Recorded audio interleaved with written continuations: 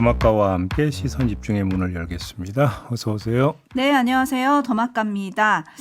촌철님들의 다양한 아침 풍경을 만날 수 있는 아침 인사부터 몇 개 소개해드릴게요. 요즘 이직하신 분들이 많은 것 같은데요. 관식님, 매일 아침 운전하면서 들었는데 오늘부터는 여유 있게 유튜브로 함께할 수 있게 되어 인사드립니다. 오늘부터 새로운 곳으로 출근해서 시간적 여유가 생겼어요. 출근 시간이 달라진 건가요, 그러면? 그러신 것 같아요. 조금 여유가 생기셨다고 해주셨고, 네. 이신우님, 저는 내일부터 새로운 현장으로 출근합니다. 일이 있다는 것에 감사하며 하루를 시작합니다. 그렇군요. 근데 혹시 그 현장이라는 게 실외 현장인가요? 그럴 수도 있고 아닐 수도 있겠죠. 만약에 그렇다면 이제 겨울인데 건강 관리 잘 하시기 바랍니다. 그렇죠. 네. 그리고 왓따따님은 출근길에 편의점에서 컵라면 먹으면서 듣고 있습니다. 가장들 모두 화이팅 합시다. 아침부터 무슨 라면이에요. 뜨거운 국밥 드시지. 라면도 뜨뜻한 국물은 있다. 네. 그래서 드시는 걸까요? 아이고, 건강 잘 챙기시길 바라고요. 네. 이주원님, 합격 맛집 응원 좀 부탁드립니다. JB. 오늘 첫째가 최종 면접을 보는데요. 항해사가 되기 위해 1년간 외부 실습도 하고 일반 대학생과 다른 대학 생활을 했어요. 4년 동안 그 노력에 결실이 될 수 있게 JB가 응원 부탁드립니다. 제 주변에도 항해사 출신도 있고 지금 항해사 하는 사람도 있는데 꼭 합격하시기 바라겠습니다. 화이팅. 네, 화이팅. 네. JB의 기운을 받아 저희 합격 맛집의 명성이 이어갈 수 있도록 이주원님의 첫째 자녀분 화이팅 하시길 바라겠습니다. 네. 자, 이렇게 활기 챙겨드렸고요. 뉴스 챙겨드리겠습니다. JB타임즈 오늘 주목할 첫 번째 뉴스 어떤 걸까요? 내란 특검이 박성재 전 법무부 장관의 휴대전화에 남아있는 김건희 씨의 텔레그램 메시지를 확보를 했다고 합니다. 지난해 5월 15일에 보낸 메시지인데 내 수사는 어떻게 되고 있나? 라고 묻는가 하면 김혜경, 김정숙 수사는 어떻게 되어가나? 왜 김정숙 수사는 2년간 진척이 없느냐? 라고 묻는 내용이었다고 하고 검찰 고위직 인사와 관련된 이야기도 있었다는 거 아니겠습니까? 네. 자, 이런 모습을 보였다라는 거고 두 번째는 이미 전한 소식을 다시 환기해 드리겠습니다. 바로 이즈음의 명품백 수사와 관련해 이원석 검찰총장이 대통령실로부터 사퇴 요구를 받자 항의성으로 신속 수사를 지시했고 결국 수사팀 지휘부가 교체됐다는 내용의 찌라시를 박성재 전 장관에게 보낸 바 있다라는 사실을 알려드린 바 있습니다. 다시 환기시켜드리고 또 하나 세 번째 박성재 전 장관 휴대전화에서 확인한 내용이 더 있는데요. 지난해 10월 이모 법무부 공공형사과장을 통해서 당시 창원지검의 명태균 씨 수사 내용을 실시간으로 보고받은 사실을 확인을 했다고 합니다. 자, 이 세 가지 사실을 종합을 하면 박성재 전 장관이 김건희 사법 리스크 방어의 최일선에서 움직였다. 이런 이야기가 되는 겁니다. 네, 나라사랑이 왜 V제로라고 하는지 알 것 같습니다. 라고 올려주셨고 린주님도 아이고 전직 대통령이십니까? 라고 해주셨고 이소연님은 근데 이걸 왜 저번에 특검은 못 찾았을까요? 라고 올려주셨고 에비춤에는 검사장들 뭐합니까? 이런 거에 집단 성명돼야 되는 거 아닙니까? 뭐 다양한 의견들이 들어오고 있는데 김건희 특검이 아니라 지금 내란 특검이 들여다보고 있다는 거잖아요? 네, 박정 특검부가 직접 밝힌 게 있습니다. 내란의 동기와 관련해 박성재 전 장관 의혹을 들여다보고 있다. 이런 취지의 이야기를 했는데 내란의 동기 가운데 하나가 김건희 사법 리스크 차단이었다는 의혹을 정조준하고 있는 것이다. 이렇게 해석을 하면 될 것 같습니다. 내란 특검이 어제 김건희 특검팀과 대검을 압수수색한 것도 그 일환으로 이해를 하면 될 것 같고요. 하나만 더 짧게 말씀을 드리면 V제로 이야기가 나와서 말씀인데 대통령도 특수한 수사에 대해서 어떻게 되고 있느냐 이래라 저래라 못합니다. 그건 수사 개입에 해당이 되기 때문에 하면 안 됩니다. 그런데 대통령도 아니고 영부인이 이렇게 했다? 이건 누가 어떤 논리를 갖다 대도 정당화될 수 있는 논리가 아니다. 이 말씀을 드리겠습니다. 본인 스스로 아무것도 아닌 사람이라고 했었잖아요. 그렇습니다. 상당히 바빴다. 이건 좀 알게 되고 여기서 떠오르는 한마디가 있었습니다. 김봉식 전 서울경찰청장이 지난 2월에 탄핵 심판에 나와서 그렇게 얘기하지 않았습니까? 대통령님 지극히 개인적인 부분이라고 당시 그런 느낌을 받았다. 왜 계엄을 한 거 같냐 뭐 이런 거에 대해서 이렇게 얘기했잖아요. 네. 이 지극히 개인적인 부분이라는 게 결국은 자기 부인에 대한 얘기였던 걸까요? 개인적인 부분이라면 부인과 관련된 건데 지극히라고 하는 수식어가 좀 약간 걸리긴 합니다. 이거보다 더한 게 혹시 있었던 건지도 좀 궁금한데요. 알 수가 그러니까요. 없습니다. 네. 특검의 수사 지켜봐야 될 것 같고요. 1523님, 나는 아무것도 아닌데 내란의 중심으로 가고 계시네요. 라고 좀 꼬집어 주셨어요. 네. 특검발 다른 소식도 있죠? 좀 다른 얘기 하나 전해드리겠습니다. 김건희 특검팀에 소속된 변호사 출신의 특별수사관이 지난 8월 28일 서울행정법원에 공무원 연금공단을 상대로 공무원 연금 가입 거부 처분 취소 소송을 제기를 했다고 합니다. 공무원 연금공단에 가입을 신청했다가 특검 수사관은 공무원 신분이 아니라는 이유로 거절당했는데 그러자 소송을 냈다라는 거고요. 이 수사관은 임시 공무원 신분을 인정해달라는 취지의 가처분 신청도 냈었지만 지난달에 법원이 이걸 기각한 바 있다고 합니다. 이거 어떻게 봐야 될까요? 그러니까요. 이 김건희 특검법의 두 조항을 먼저 소개해드려야 될 것 같은데요. 자, 제7조. 특별수사관은 사건 수사의 범위에서 사법경찰관의 직무를 수행한다. 이렇게 규정이 되어 있습니다. 제23조.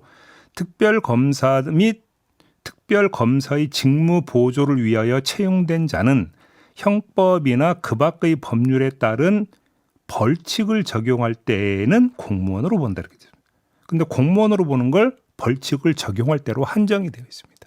자, 이래서 해석이 갈리고 있는 건데 자, 법조계의 전망은 갈리고 있습니다. 이런 소송 사례가 없었기 때문인데요. 이거는 여기서 결론 내릴 사안이 아니라 행정법원의 판단을 좀 기다려봐야 된다. 이 말씀까지 드리겠습니다. 네, 근데 이제 지금 촌철님들이 공무원 연금은 가입을 좀 오래 해야 되지 않습니까? 엽기토끼님 이런 의견 보내주셨고요. 특검을 몇십 년 할 건 아니잖아요,라고 보내주셨는데. 그게 아마 제가 알기로는 10년 가입을 해야 그게 이제 되는 건데. 그렇죠. 공무원 연금을 수령을 하려면 10년 이상 가입 기간이 필요하죠. 근데 이게 이제 토탈이기 때문에 만약에 이 변호사 출신 특별수사관이 그 이전에 공직을 맡은 바가 있었다라면 경력 합산이 되겠죠. 합산이 되는 부분이 있기 때문에 그걸 확인을 좀 해봐야 되는 것이죠. 네, 이것도 어떻게 될지 좀 지켜보도록 하고 JB타임즈 다음 주목할 뉴스는요. 국정원이 홍장원 전 국정원 1차당의 동선이 담긴 CCTV 영상을 반출해서 공개한 바가 있었습니다. 여러분 다 기억을 하실 지난 텐데요. 2월 20일이요. 그렇습니다. 근데 이 반출 작업을 시작하기 전날 복수의 국민의힘 의원들과 조태용 당시 국정원장이 통화를 한 사실을 내란 특검팀이 포착을 했다고 합니다. 2월 6일쯤에 조태용 전 원장이 국민의힘의 윤상현, 성일종, 유용원 의원과 통화를 한 정황을 확보를 했다는 건데요. 이 세 명의 의원 모두 조태용 전 원장에게 먼저 전화를 걸었다고 합니다.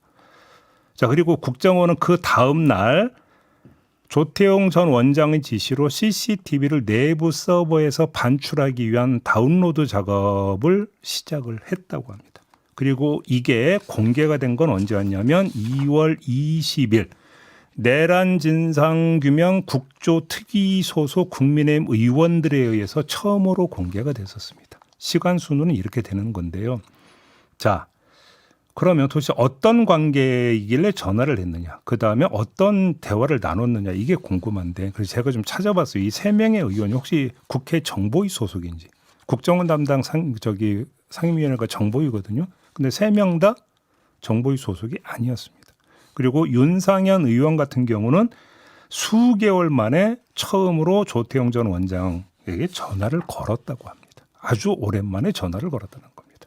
그런데 대화의 내용은 현재로서는 파악이 안 되고 있고요. 통화 이후의 행적을 좀 봐야 되는데 윤상현 의원은 2월 7일 통화 다음 날이죠.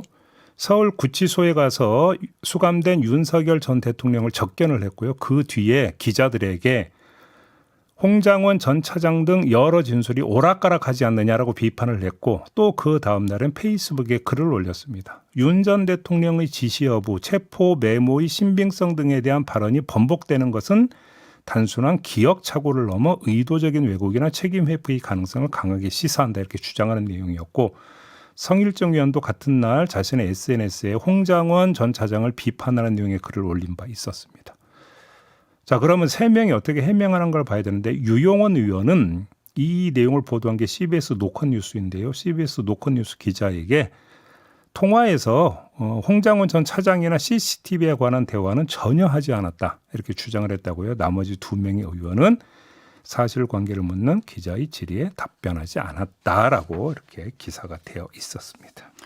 네, 그리고 당시 기자회견은 장동혁 대표가 마이크를 잡았던 게 기억이 나서 좀 찾아봤어요. 그랬더니 이 통화했다는 3명 외에 내란 진상규명 국정조사 특위 소속이었던 장동혁, 주진우, 한기호 이런 의원들이 기자회견을 함께 하긴 했더라고요. 이때 홍장원 전 차장도 이 CCTV가 공개되고 나서 약간 이제 본인에게 뭔가 불리한 쪽으로 자료를 이렇게 공개하기 위해서 국민의힘이 왜 먼저 공개를 하냐, 이게 공개를 한다면 왜 국민의힘에서 하는 거냐, 이런 걸 의문을 제기했던 적이 있었거든요. 네. 그 내막이 어떻게 되는지 좀 궁금합니다. 이것도 특검 수사 당연히 대상이 되는 거겠죠?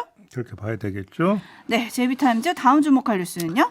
김용현 전 국방장관의 2 변호인 이하상 권의원 변호사가 재판부의 감치 선고로 정신적 피해를 입었다면서 서울중앙지법에 위자료 청구 소송을 제기를 했다고 합니다. 감치 결정을 내린 이진관 부장판사와 좌우 배석 판사 그리고 오민석 서울중앙지법원장 정성호 법무부 장관까지 그 대상이 됐다고 하는데요. 각각 500만 원씩 배상하라 이렇게 청구를 했다고 합니다. 또 하나 있습니다. 지난 23일인데요. 유튜브에 나가가지고 이진관 부장판사를 또 욕을 했다고 하는데 한번 직접 들어보시죠. 진관이 저런 어리버리한 놈한테 제가 진짜 저놈한테 딱 가서 욕하면 저 오줌 싸면서 자빠집니다. 이런 놈은 조롱해줘야죠. 마구니 아닙니까? 마구니 같은. 평가는요? 어제 말씀을 드렸죠. 이들은 지금 대결 논리에 물들어서 굴욕감을 못 견뎌야 한다고. 자, 어제 이들이 직접 밝혔습니다. 재판부가 감치 15일을 선고하면서 서울구치소 측에 보낸 감치 집행장에 안경 쓴 키 작은 남자 등의 표현을 써서 굴욕과 모욕감을 느꼈고 변호사로서의 직업적 명예에 중대한 손상을 입었다 이렇게 주장을 했던데 굴욕감을 모면하는 유일한 방책이 뭐냐면 굴욕적 상황이 최종 상황이 안 되게 다시 말해서 자기가 패배했음을 인정할 수밖에 없는 이런 상황에 도달하지 않도록 막는 겁니다. 그러려면 어떻게 되는 거냐? 끊임없이 도발을 해서 싸움을 걸어야 하는 것인데 자, 그래서 또 위자료 청구 소송 내고 유튜브 나가서 계속 저 얘기하고 이렇게 보면 되는 겁니다. 근데 이건 당사자 입장이고요. 지켜보는 입장에서의 평가는 완전히 다릅니다. 한마디로 이야기하면 뭐냐? 보이는 행태가 유치원생 같다. 이렇게 평가를 할 수밖에 없습니다. 네, 진영로님이 자는 왜 밖에서 센 척을 한대요? 라고 물어주셨어요. 경호날다님, 법을 안다는 법꾸라지가 따로 없네요. 라고 해주셨고, 물푸레님, 방귀 낀 놈이 성낸다더니 법을 어긴 게 누굽니까? 라고 좀 꼬집어 주셨고, 아름다운 독독님, 상무광명님 등 많은 분들은 역으로 국민들이 저 변호사들 때문에 스트레스 받고 우리도 정신적인 피해를 받고 있습니다. 위자료 소송 해도 될까요? 네, 제가 답변은 안 드리겠습니다. 네, 뉴스와 분석이 함께하는 제이비타임즈 다음 주목할 뉴스는요? 인사혁신처가 국가공무원법 개정안을 입법 예고한다고 밝혔습니다. 1949년에 제정될 당시 도입됐던 공무원의 복종 의무를 손보는 내용인데 57조의 복종의 의무 표현을 지휘감독에 따를 의무로 바꾸고 지휘감독이 위법하다고 판단되는 경우 이행을 거부할 수 있으며 의견 제시, 이행 거부를 이유로 불리한 처우를 하면 안 된다라는 점도 명시를 한다고 합니다. 또 56조의 성실 의무 조항이 있는데요. 이것도 법령 준수 및 성실 의무로 변경을 하고 공무원이 국민 전체의 봉사자로서 법령을 준수하며 성실히 직무를 수행해야 한다 이렇게 규정하는 내용이라고 하는데 성실 의무 조항까지 왜 손보냐? 상관한테 성실하면 안 되는 거거든요. 그래서 국민에게 이렇게 성실해야 되겠죠. 그렇죠. 그래서 이렇게 바꾼다라는 겁니다. 군인 복무 기본법도 좀 손을 보는 거죠? 그렇습니다. 국방부가 어제 열린 국회 국방위 법안 소위에서 제25조를 변경하는 방안을 제시를 했다고 하는데 군인은 직무를 수행할 때 상관의 직무상 정당한 명령에 복종하여야 한다. 단 명백히 위법한 경우 거부할 수 있으며 이를 이유로 인사상 불이익한 처우를 받지 아니한다라고 개정하는 내용이라고 합니다. 자, 일각에서는 명령에 죽고 사는 군 조직의 특성상 이거 맞지 않는다. 정당한이라는 모호한 기준이 군 지휘 체계를 근본부터 흔들 수 있다. 이렇게 지금 주장을 하던데요. 자, 명령에 죽고 사는 군 특성에 비춰서 오히려 그 주장이 타당하지 않다라고 평가할 수도 있습니다. 왜냐? 군인들에게 더 크게 다가오는 건 정당한이라는 표현의 모호성보다 항명의 위험성이 더 크게 다가오기 때문입니다. 이 항명의 위험성이 정당성 공격 남발을 제어할 것이라고 저는 봅니다. 무슨 이야기냐? 누가 봐도 명백한 부당한 명령에 한해서 그 대표적인 사례가 뭐가 되겠습니까? 12.3 내란 같은 경우가 되겠죠. 누가 봐도 명백한 부당한 명령에 대해서만 거부할 수 있을 것이다. 왜? 이게 모든 사람들의 상식이고 양식이기 때문이다. 저는 이렇게 이해를 했으면 좋겠습니다. 반면에 문봉철님은 법이 바뀐다고 그 습관이 바뀔까요? 라고 약간 물음표 주셨고, 옥황상제님 위법하다고 판단되는 경우라고 할 때 그 판단은 누가 합니까? 공무원이 판단한다면 마음에 안 들면 위법하고 판단했다고 하면은 어떻게 돼요? 라고 또 물어주셨네요. 아니 그런 지적이 나오고 있는 건데 공무원이 판단하는 거죠. 그러니까 지시를 받는 사람이. 근데 이게 위법하다면 저는 이건 위법하기 때문에 못 따르겠습니다라고 이야기를 하는 건데, 근데 본인은 그렇게 해서 했는데 그게 아니었을 때 나중에 어떻게 됩니까? 항명죄를 쓴다라는 겁니다. 따라서 그거는 본인 스스로가 균형감 있게 판단할 수밖에 없다. 저는 그렇게 본다라는 것이죠. 상식과 양식을 믿어야 한다. 제이비가 이렇게 정리를 해주셨어요. 제이비타임즈 다음 주목할 뉴스는요? 경기 남부경찰청이 서울시 의원과 브로커 2명, 도합 3명을 구속을 했습니다. 이들은 2022년 말부터 1년여 동안 서울 지역 교육, 기자재 등의 납품 편의를 봐주기 위해서 관련 예산 편성을 해주는 대가로 복수위 업체로부터 4억여 원을 받은 혐의가 있다고 하는데요.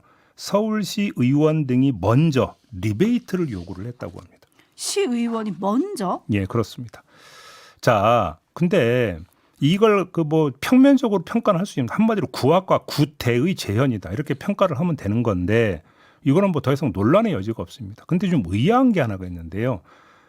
예산 편성을 저 의원 혼자 할 수 있느냐라는 문제가 있습니다. 자, 리베이트로 받은 돈이 얼마라고 했습니까? 4억 원이 넘는다고 했습니다.